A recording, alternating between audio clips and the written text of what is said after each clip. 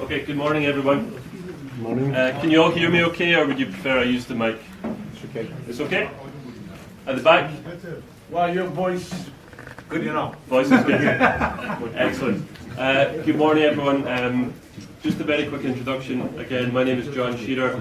I'm the Development Manager at Badminton World Federation, and today I'm going to be speaking to you about one of our grassroots development programs. It's called Shuttle Time. I'm going to take you through the program. Oh, okay. I have to use the mic. It's being recorded, so I'll use the mic. So I'm going to take you through the Shuttle Time program. Has anyone heard of Badminton World Federation before? Just by show of hands, if you've ever heard of the BWF. Some have. Has anyone heard of badminton before? Show of hands. Been playing. Yes. Has anyone played badminton before? Yeah. Excellent. Okay, so many people in the room have some knowledge of the sport. Talking about the yin and yang, I'm going to start by just showing a quick video which gives you an insight into Shuttle Time, but also will show you the elite side of our sport as well, before I then go into describe it in a little bit more detail.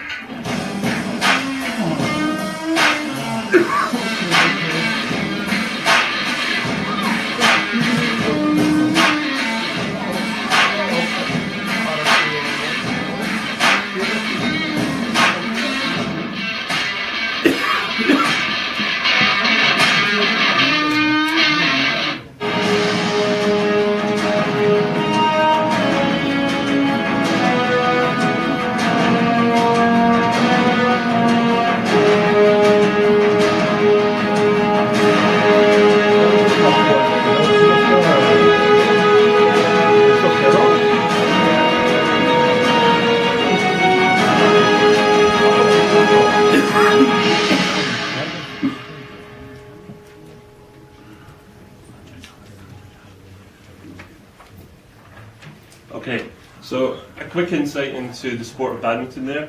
For those that don't know, we are the World Federation for the Sport of Badminton. We're recognised as such by the IOC and the IPC. And the way we're structured globally is that we work with 5 continental confederations, or 5 regions. And below those 5 continental offices sits our national badminton associations, or national federations, of which there are 188 globally. So our responsibility really at BWF is we're in development, we're providing a lot of resources and funding and support to our 5 continental offices, who are then distributing that support into these 188 national federations. In terms of some of our key areas, we're working in events.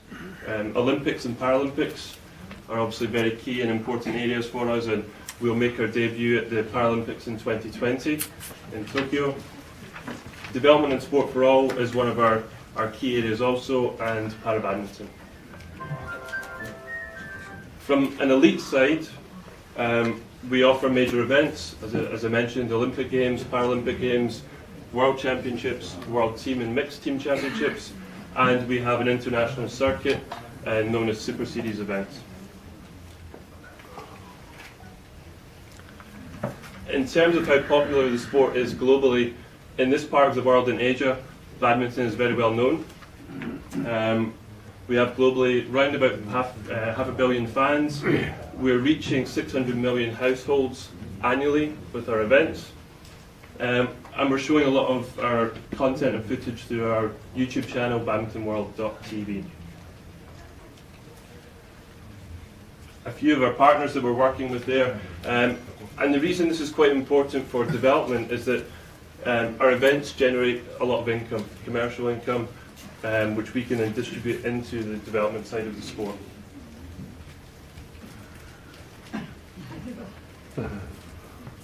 It's a nice image. But what's important on this slide is the tagline there, giving every child the chance to play for life. Okay? And this has a lot of impact on our development programs. A few people here have asked me, why are the BWF interested in TAFISA? Why would you be interested as an IF to attend this event? And for us, at the top you can see development and sport for all. Okay, so we're not just focusing on the elite side, but development and sport for all, and people of all ages and all abilities playing the sport is very important to us.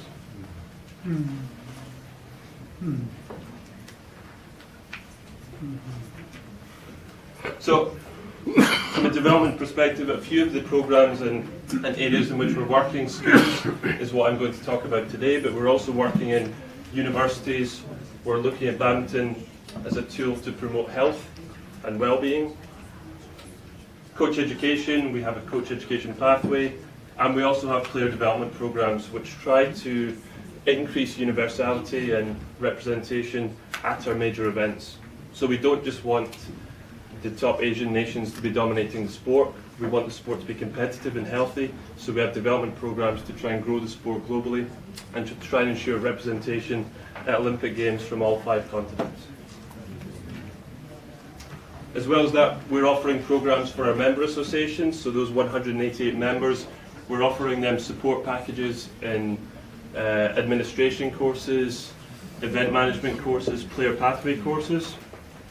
And we're also conducting a lot of work in sports science and research. We offer sports science research grants on an annual basis to universities. How are you doing with the Scottish accent? It's okay?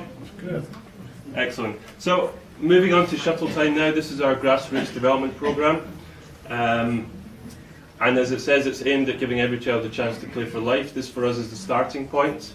In 2010 we did a survey of our members, and at that point only 54 members had a schools badminton programme.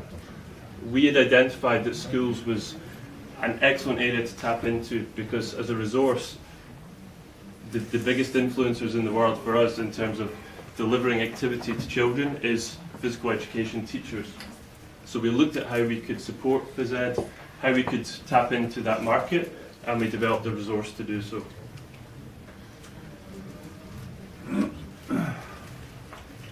So why is badminton an ideal school sport? For us, there's many benefits of badminton and reasons it makes an ideal school sport. It's a sport that can be played by boys and girls. It's non-contact. We can have many pupils active at the same time on one badminton court. We need little equipment. It can be played indoors and outdoors. Okay? And it's both individual and team. The aims of the programme are to assist teachers to deliver safe, fun and inclusive badminton lessons, which give a positive experience to the pupils of the sport of badminton. We want to obviously try and raise awareness and participation of the sport globally. We want to encourage children to choose badminton as a sport for life, to get involved from a young age, but to actually stay with badminton as they progress through life. And the bottom point there is quite important. As I mentioned before, only 54 members had a schools programme in 2010. So we wanted to develop something to support our member associations, a free resource that they could take off the shelf and provide and go to their schools and ministries with to offer this support. So this is what the programme is made up of. We have a teacher's manual, which is this one here. We have 22 lesson plans. Within those 22 lessons, there are 92 activities, 92 fun activities which introduce the sport of badminton. For each of those activities, we have a video clip. So we have a playlist on YouTube which has a clip of each activity. And the reason for that is we want to give the teachers who may not be badminton experts a visual representation of what the activity looks like. And the final point there is that we actually offer training courses for teachers. So we have a one-day course or 8-hour course which teachers can attend to learn how to use the resources and to introduce badminton in that fun, safe manner.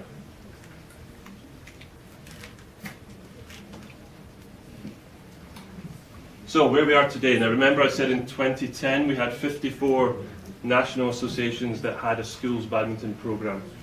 Today we now have 120 countries that are implementing shuttle time.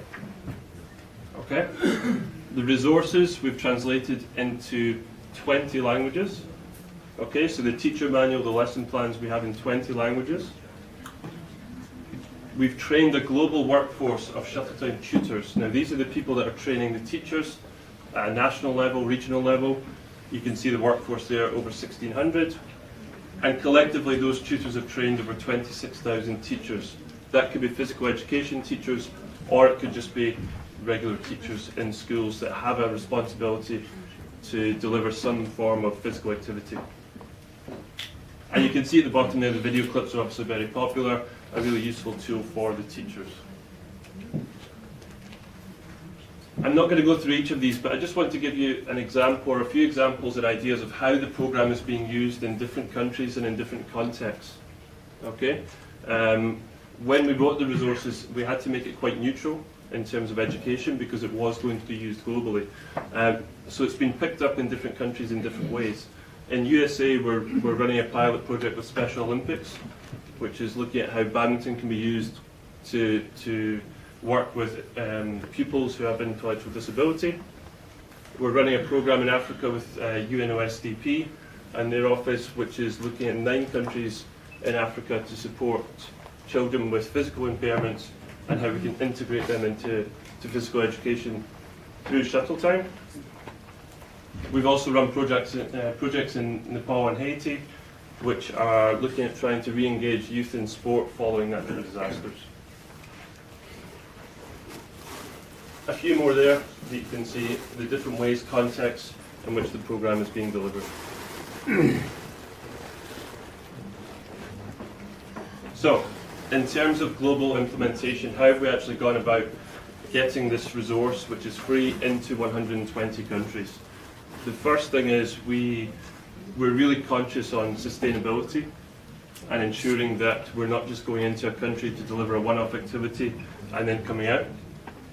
So we've put in place some mechanisms which we feel give the projects a chance for long-term success, long-term sustainability. The first one being that we ask each member association to appoint a national shuttle time coordinator, the person who will be responsible for driving the project nationally. We have mandatory national planning, so we actually have a template which each country must complete a national plan, and that's not an annual plan, that's actually a long-term plan. That's a 4-year plan for how they will implement shuttle time using the support that we can provide them. We have reporting, standardised reporting. It's very important for us to gather statistics on the project. And the key one for a lot of our less well-resourced members is we are providing seed funding and equipment through our 5 continental offices. I'll let you digest this slide for just a second, because there's quite a lot on the screen.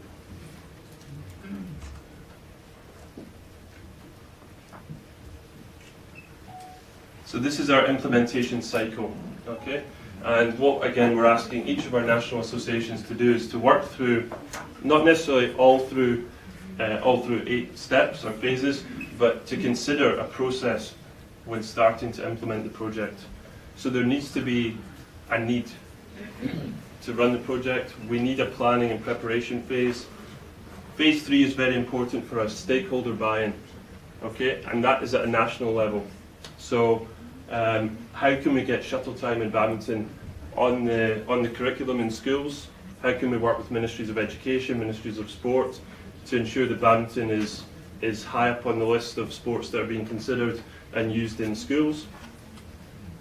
We then go through potentially 4 other phases which involve training tutors, trainers, teachers, depending on the size and scale of the project, and as I mentioned before, reporting and monitoring. So now just a few slides in terms of how we've tried to make the project or the program a little bit more appealing, a little bit more innovative. Last year we launched the Shuttletown mobile application, which is available on both iOS and Android devices. It gives all of the lesson plans, all of the video clips, right on your mobile device for teachers to use. The interesting figure here is that actually more countries than are implementing have picked up the app. So it's really positive for us to see that even in countries that aren't officially implementing the project, the resources are being picked up and potentially used. And for us, that's really positive. Again, the app is available in multi-language, and importantly, it's available for offline viewing, which means teachers in areas where there may be low Wi-Fi or connectivity, the resources can be downloaded to the device, and the teacher can take the app, the tablet, the phone into the sports hall or outside, and they can follow the lesson plan without having any connectivity.